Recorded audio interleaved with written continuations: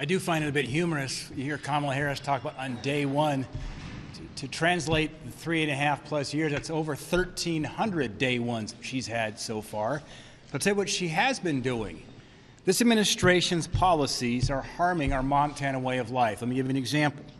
Just last week, we got the terrible news that the Stillwater mine laying off 700 miners at the mine. It's just south of Big Timber in Columbus, Montana. It's a very important strategic mine for our country because it produces palladium and platinum. Now, these are really good paying jobs. These mining jobs are in the six-figure range, plus a very healthy and generous benefits package. These mines produce platinum and palladium. They're used in cars and catalytic converters to reduce the pollution that comes out of the exhaust, as well as in electronics. And instead of getting palladium from Montana mines, Biden and Harris are allowing Russia to flood the market. That is why the layoffs occurred.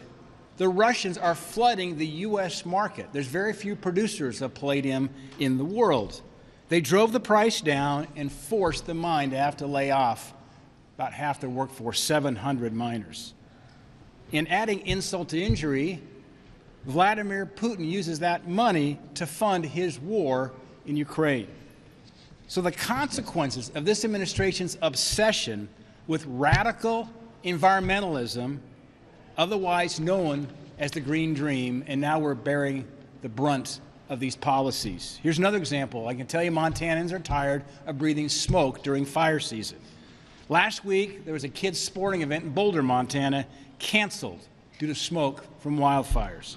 This is a result of Montanans and many out west of not being able to get in and thin and manage their forests.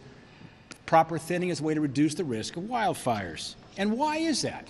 I'll tell you why. The Ninth Circuit Court, one of the most liberal in the country, buries our forest managers in litigation and doesn't allow them to manage the forest. They're spending all their time with lawyers and litigation instead of getting loggers into our forest to thin them.